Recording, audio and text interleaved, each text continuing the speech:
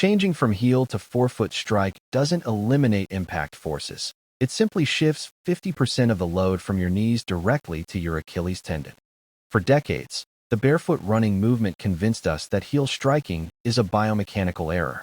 We were told that landing on the forefoot absorbs shock better, mimics our ancestral running form, and acts as a bulletproof vest against injury. But when we analyze ground reaction forces in a lab, the data tells a different story. The total force absorbed per step remains nearly identical regardless of how you land. You cannot destroy kinetic energy, you can only redistribute where it goes.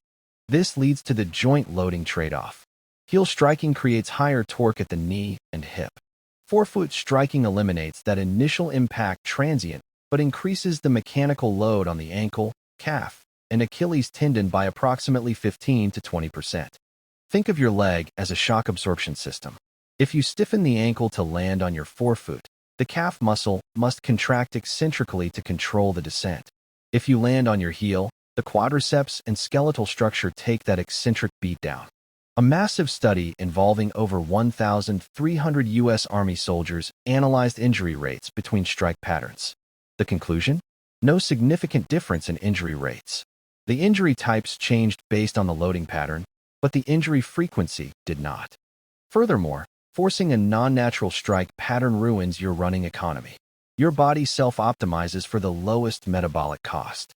Deviating from your natural preferred path increases oxygen consumption by roughly 3 to 6%, making you less efficient. This is what biomechanists call the preferred movement path. Your structural anatomy, tibia length, hip width, and tendon insertion points, predisposes you to a specific strike. Fighting your skeleton is a losing battle that wastes energy.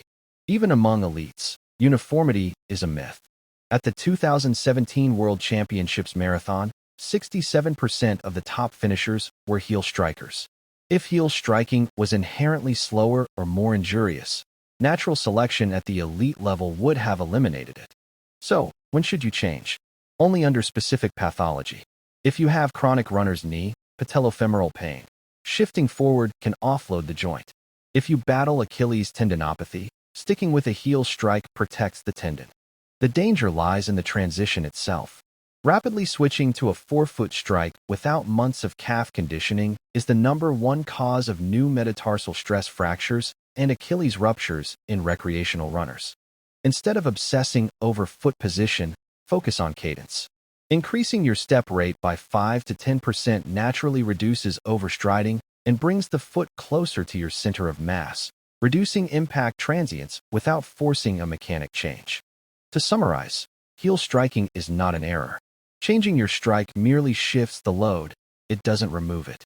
Unless you are treating a specific injury, trust your body's natural mechanics.